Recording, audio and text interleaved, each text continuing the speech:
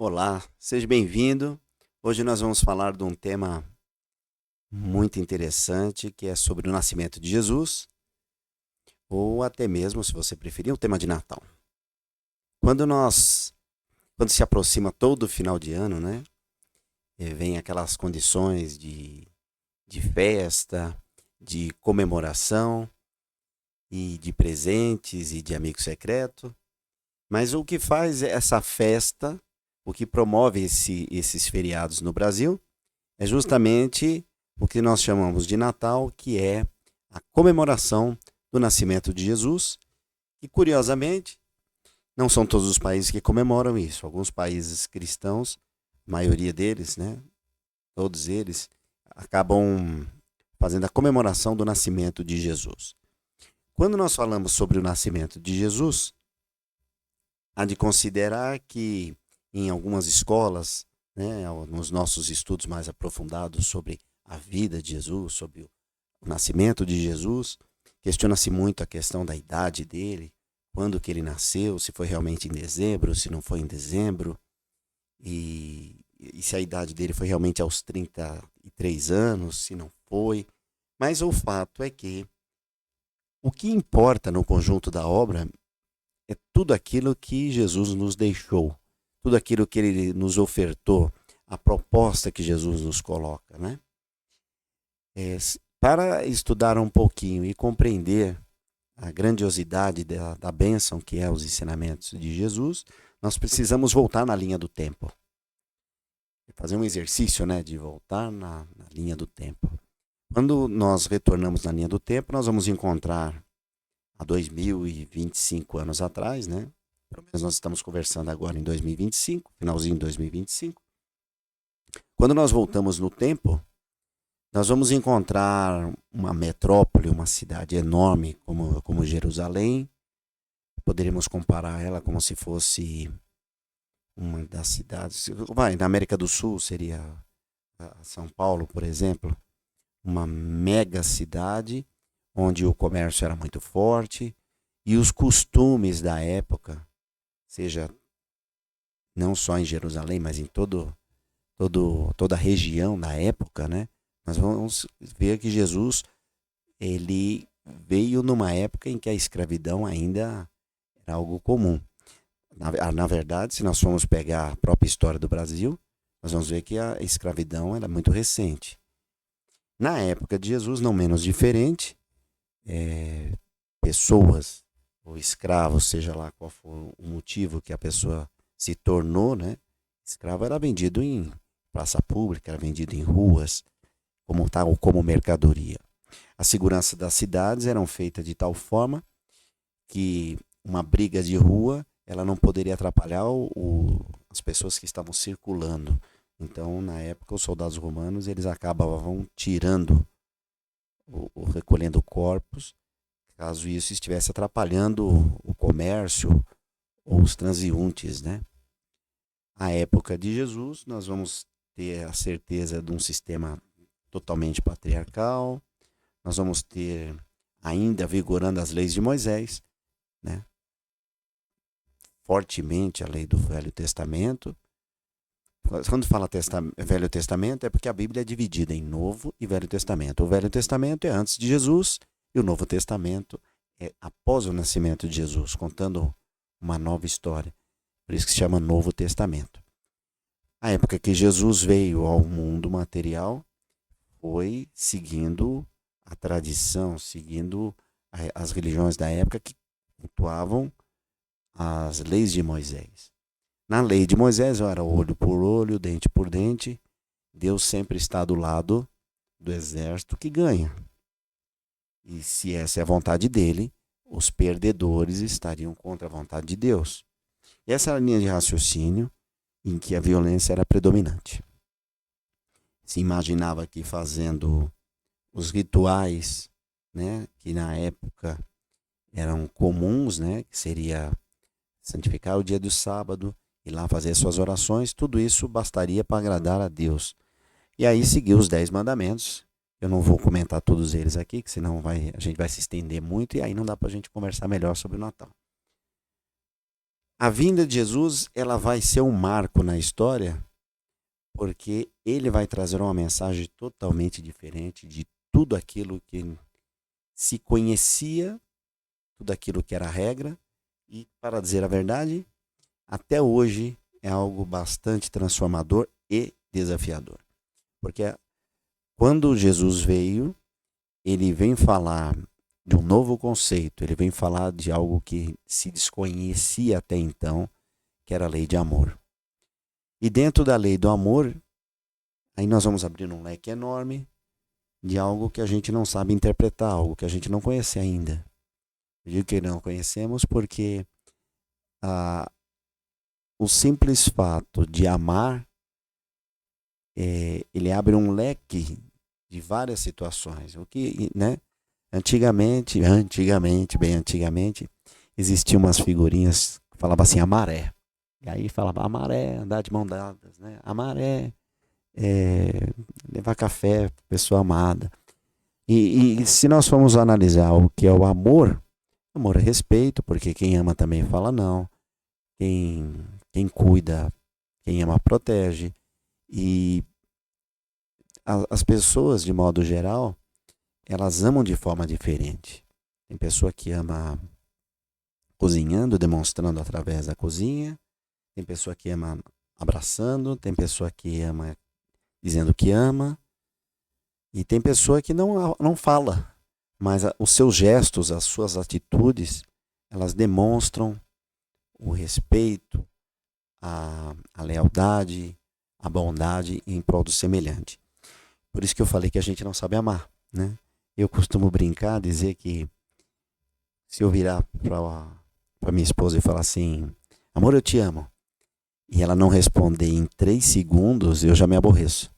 Então você vê que o amor que nós conhecemos ainda é um amor muito possessivo, é um amor proprietário, é um amor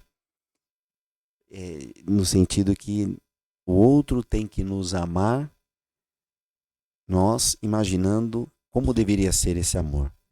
E Jesus vem pregar um amor de forma diferente. Ele vem falar que quem ama protege, quem ama, né? Aceita o outro como é. E perdoar também faz parte. Então, quando ele vem falar sobre esse amor, ele vai derrubar preconceitos, né? Ele vai derrubar formas de amar, né? Porque daria para a gente conversar sobre várias coisas, sobre como, mas aí ele vai mais além. Ele fala que o amor se estende para outras vidas, né? O amor é infinito. E Nicodemos, quando estava ouvindo as palavras de Jesus, ele pergunta, né, mestre, como posso fazer para merecer o reino dos céus? E ele responde, ninguém vai ao reino dos céus se não nascer de novo. E ele questiona, ele fala, mestre, mas como eu, homem feito, vou entrar dentro do ventre da minha mãe? E Jesus responde, olha, João Batista já foi Elias, mas vocês não reconheceram. Ele estava falando claramente, então, sobre reencarnação. Reencarnação significa o que, especificamente? Quando uma pessoa sai do corpo físico, quando nós falamos, né, quando a pessoa morre, o corpo é que morre e a pessoa continua viva. E esse continuar vivo faz todo sentido, porque todas as religiões, elas pregam que a pessoa, quando o corpo físico morre, ela vai ser julgada e aí ela vai poder ir para tem seu mérito, né? Então, para você ser julgado, você tem que estar vivo. Não tem como uma pessoa ser julgada se ela não for viva. Não faz o menor sentido. Porque aquilo que nada existe não tem mais segmento. Então, você vê que, independente da nomenclatura, o pensamento de continuidade da vida, ele é presente e é fato. E o amor se estende adiante. Então, quando a gente perde um ente querido, e vem Jesus falar do poder do amor, a necessidade de amar, então amar é realizar todas as atividades inerentes. E quando perguntaram para Jesus, e qual é a regra? Como é que eu faço para para amar o meu próximo, né? E às vezes a gente, no ensejo de querer, na ânsia de querer ajudar, a gente pode cometer erros. E é fato, podemos cometer erros sim. Então ele diz o seguinte: faça ao próximo aquilo que você desejaria que fosse feito para você. Então provavelmente em algumas situações nós vamos errar, mas é o errar menos. E cá entre nós, o fato de errar mais ou menos, a própria reencarnação corrige tudo isso. Porque nós não estamos nem na primeira e na última encarnação. Essa não é, espiritualmente falando, essa não é a primeira vida. E não é a última. Então nós somos seres eternos. Nós não temos espírito, nós somos espíritos. Né? E nessa jornada de aprendizado, seja no mundo espiritual, seja no mundo material, Jesus ele vem ser um marco. Ele veio transformar o mundo que existia antes. Era um mundo primitivo, onde a violência imperava, onde o materialismo predominava. E ele vem trazer uma novidade. A novidade é o amor. A novidade é o bem-querer. A novidade é fazer aquilo que vai meio contra tudo aquilo que foi pregado. Ele diz o seguinte: se alguém lhe bater numa face, ofereça a outra. Ou seja, zero violência, zero revidação, necessidade do perdão. Se alguém lhe pedir para você andar 1 quilômetro, 1 milha, então ande 1,5. Na época de Jesus, o Império Romano, se ele forçasse alguém, porque era lei, né? Se você estivesse numa estrada e passasse soldados romanos, eles pedissem para você levar uma carga daqui até ali, então você era obrigado a levar, e a recomendação de Jesus, então se pedirem para levar, que leve, e leve até mais, né? Independente de ser lei ou não, ou seja, na necessidade do amor ao próximo, na necessidade de fazer pelo outro, né? A necessidade da gente seguir as leis, porque Jesus seguiu todas as leis. Se comenta muito o que aconteceu com a história de Jesus antes dos 30 anos. Porque tudo que a gente tem de conhecimento sobre Jesus, se há de convir que Jesus viveu 33 anos, mas pela sociedade da época, ele só se tornaria uma pessoa, como se diz no Brasil, você só pode assumir determinadas situações dentro de uma sociedade, no caso do homem, se tiver 18 anos, 21 anos, né? Então, Jesus ele atingiu a maioridade, como era na época, a partir dos 30. Então, a partir dos 30, naquele mesmo ano, ele foi batizado por João, o que batizava, o João Batista, e aí houve a anunciação que ele seria o Messias, né? Então, ele vai ter toda a jornada que nós conhecemos de Jesus, e tudo isso aconteceu num prazo de 3 anos. Quando a gente, então, chega ao final de cada ano, nós recordamos, então, esse ser que veio não porque ele criou, não porque ele inventou, como ele mesmo disse: vós podereis fazer o que eu faço e farão ainda mais. E depois ele falou: olha, é necessário que eu vá, para que eu envie o Consolador prometido, ele estará convosco eternamente. Ou seja, ele é uma pessoa totalmente desprovida, né, de egoísmo, de rancores, de ódio, oferecendo os seus braços abertos a todos nós, porque quando ele diz: vinde a mim, vós que sois pequeninos, vinde a mim, vós que sofreis, e encontrará, né, aqui a sua paz. Então a proposta de Jesus é algo inovador, é algo que a gente desconhece, é algo que a gente teme. Nós sabemos, nós conhecemos, nós somos PhD na violência e no medo. Quando Jesus vem falar do amor, ele vem meio que transmitir, ele vem transmitir os conhecimentos que ele adquiriu da sua própria jornada evolutiva, falando dos conceitos, das leis de Deus. Jesus é o atalho, Jesus é o trecho mais curto para a felicidade. Nesse final de ano a gente possa repensar tudo isso, a gente possa, né, aquele balanço que nós costumamos fazer: o que será que eu estou fazendo, o que eu fiz esse ano, o que eu espero para o ano que vem, que a gente reavalie a nossa postura. Como é que eu estou me vendo com a questão da vida espiritual? Será que eu estou vivendo só para o mundo material?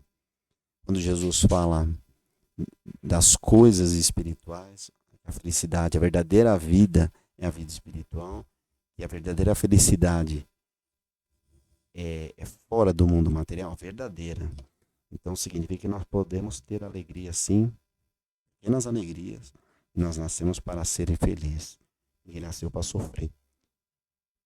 Mas as nossas escolhas são nossas, né? Então, quanto mais a gente olha para a questão de vida espiritual, da necessidade do aprendizado constante, da necessidade de encarar a vida como um grande aprendizado, isso nos ajuda bastante. Espero que a gente possa se reencontrar novamente para conversar a respeito, e me sinto muito feliz por estar aqui falando um pouquinho de Jesus. Vamos elevar agora nosso pensamento. Então desejo boas festas, né? E desejo que Jesus entre no coração e na casa onde você estiver. Vamos assim elevar nosso pensamento e vamos vibrar. Vibrar luz, paz, amor e proteção pelo nosso anjo de guarda, pelo nosso mentor, pela nossa casa, pelos nossos vizinhos, pelos nossos amigos e parentes, pelas pessoas que não têm endereço, por aqueles que estão hospitalizados, por aqueles que estão com problemas de saúde. Vamos mentalizar um pedido em especial para cada um de nós. Cada um mentalize agora aquilo que desejaria, uma solução, um esclarecimento. E assim vamos vibrar pela paz no mundo e no Brasil, pela expansão do Evangelho.